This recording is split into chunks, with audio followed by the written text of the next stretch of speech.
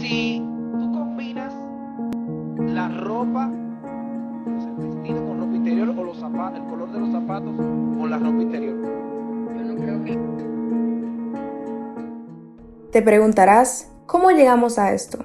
La llegada de la televisión a República Dominicana pudo haber democratizado la información y la producción cultural a través de las imágenes y sonidos para todos. Sin embargo, parece que la pantalla de plata no logró eludir los estereotipos que aún nos afectan a todos. Al contrario, parece que ha empeorado la imagen de los hombres y las mujeres en un conjunto. ¿Cómo es esto posible en pleno siglo XXI? La veterana periodista y comunicadora Edith Febles nos cuenta.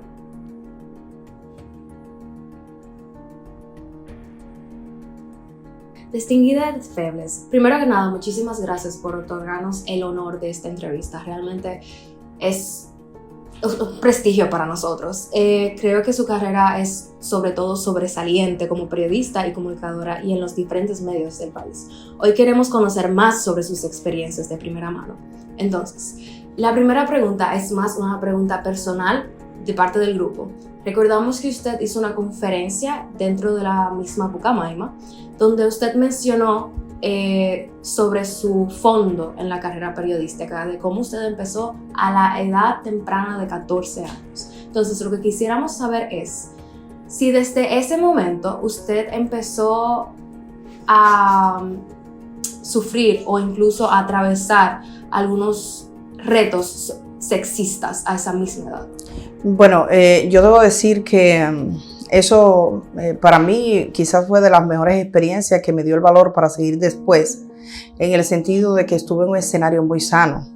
Yo era parte en una provincia pequeña, es una de las provincias más pobres de nuestro país y tuve el privilegio de ser tratada como una reina. O sea, realmente yo trabajé en un espacio donde estaban los dominicos, que trabajaban muchos con un sentido de la igualdad, de la justicia, de la defensa de los derechos humanos, donde nunca sentí racismo, nunca a nadie le importó cómo me veía, nunca nadie me molestó por ser mujer.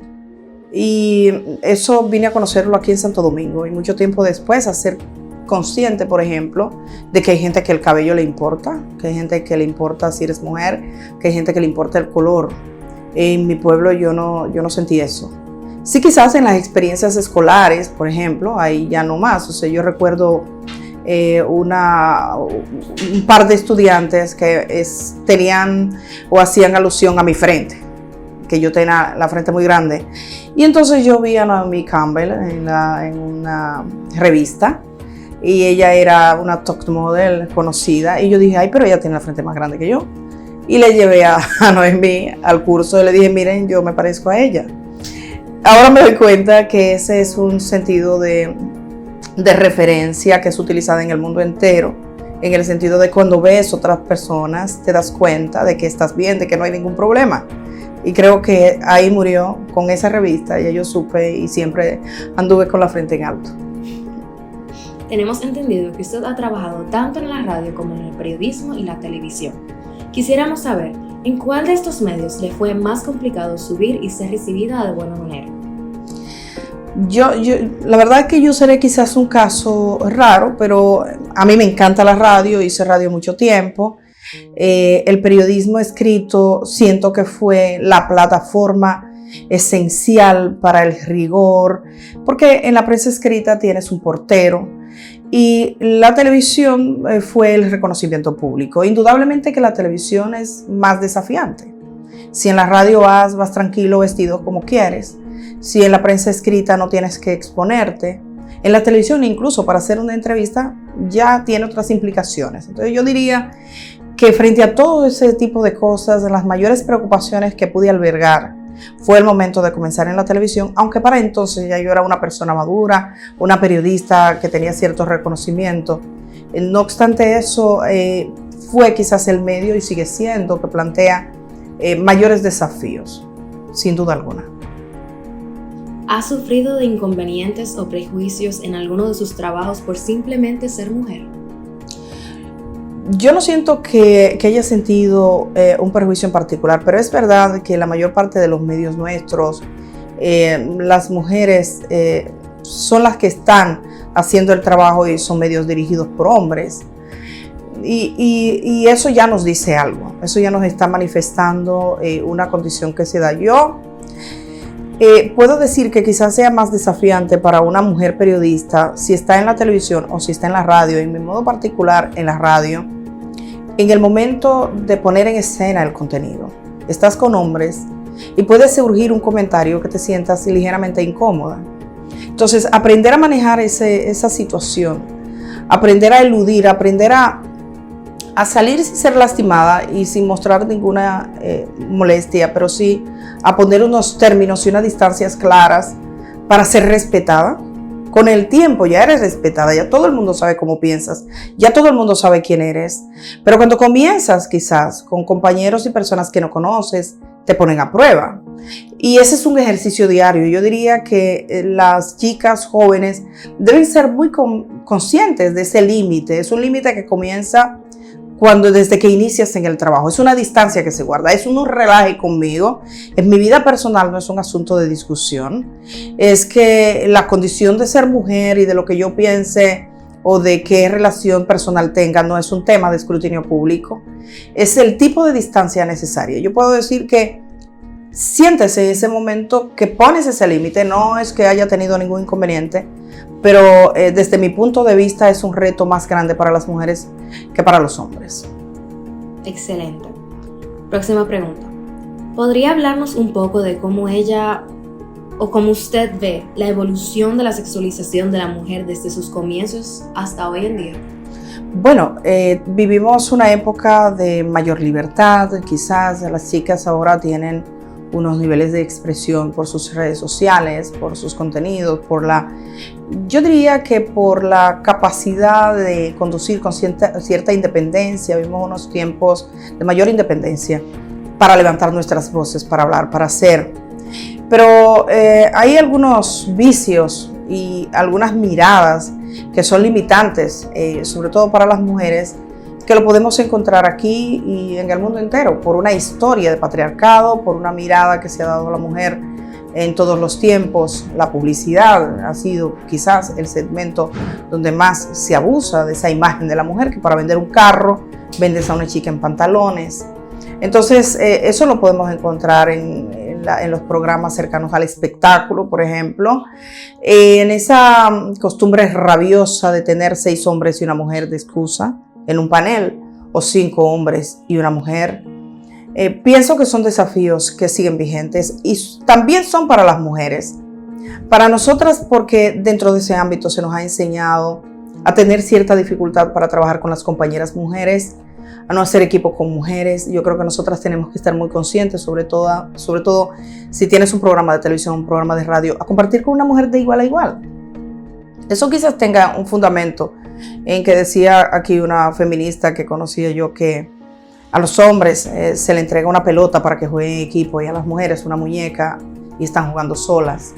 Entonces son desafíos de los que tienes que estar consciente. Otra cosa es también el rol que otorgamos a las mujeres y la manera en que vemos a las mujeres desde los contenidos que se difunden, que es otro aspecto. Una cosa es ese profesional o esa profesional trabajando que es mujer, y otra cosa es el trato que se le da a las mujeres en los contenidos. Se les culpa o se cree que una violación ella lo ha provocado, o un asesinato es un asesinato pasional. Se les da un tipo de permiso social desde nuestros medios de comunicación que tenemos que trabajar. Es un reto que yo encuentro todos los días en el abordaje que se hacen de los temas que son de interés para superar las brechas, para superar los niveles de delincuencia y de abuso y de violencia en perjuicio de las mujeres, y para superar los prejuicios sobre las chicas jóvenes, por ejemplo, sobre su forma de vestir y sobre los derechos que algunos, incluso jovencitos, quisieran pensar que tienen por cómo se ven o por cómo andan. ¿Qué cree usted o qué opina usted sobre aquellos programas dominicanos de entretenimiento o comedia que ponen a la mujer como un objeto frente a las cámaras? niñas, o sea, que lo ponen con un vestido corto o incluso con ropa interior. Incluso hay algunos que simplemente la ponen desnuda y ella se tapa con sus manos. ¿Qué opina usted de eso? Bueno, hay una prevalencia del mercado en sentido general, o de lo que la gente piensa o los programas pueden pensar que son los gustos y deciden vender. A mí siempre he pensado que falta audacia, conocimiento, cultura general en muchas de estas expresiones. A veces no diría ni siquiera que la gente lo hace por mala fe. Ese es un camino cómodo, el camino de desnudar y vender o tratar de vender a una chica joven es un camino cómodo de tratar de llegar a la gente. Hay caminos más loables y que tienen el mismo impacto en la población sin necesidad de recurrir a este tipo de métodos. Me encanta que las muchachas jóvenes se formen, las chicas jóvenes, las que van a los medios de comunicación, porque muchas veces noto que de quienes más se abusan es de aquellas que no han tenido la posibilidad y la oportunidad de estar muy claras hacia dónde va su vida. A veces creo que se cree eso, se puede llegar a pensar que ese es el precio, sobre todo ahora mismo en tiempos de redes sociales. Yo diría que los mayores escándalos o las situaciones más escandalosas ni siquiera están en los medios, están en las redes sociales. Están en las redes sociales, identificando patrones de conductas que podrían llegar a constituir un referente, que por cierto es transitorio, porque ese es un camino, que aunque es un camino que eleve rápido, tiene una caída muy rápida. Es un camino que no te conduce a ninguna parte. Okay. Bueno, última pregunta. ¿Cómo cree que las personas de los medios deberían actuar ante la sexualización estereotípica y dañina? Lo primero es tener una conciencia clara. Este es un tema que hay que estudiarlo, hay que estudiar la historia. Hay que estar claros en que nuestra historia se ha forjado de muchas luchas, en que apenas en la década del 50 es que las mujeres dominicanas, por ejemplo, tienen acceso al derecho a votar. Hoy en día ninguna persona puede pensar que las mujeres nuestras quedarían relegadas y que no sería posible que escogieran en unas urnas a quienes le van a gobernar. Hoy sería imposible pensar que las listas que se presentan para la votación no incluyeran a una mujer. O sea, nadie podría pensar eso. Sin embargo, era así y eso hubo que superarlo. Entonces, tener una conciencia clara de dónde viene esta historia. Tener una formación que te indique los prejuicios a los que las mujeres y los signos de violencia institucionales a los que las mujeres han tenido que superar es una tarea de este tiempo. Yo he visto gente en la televisión negando que existe el feminicidio.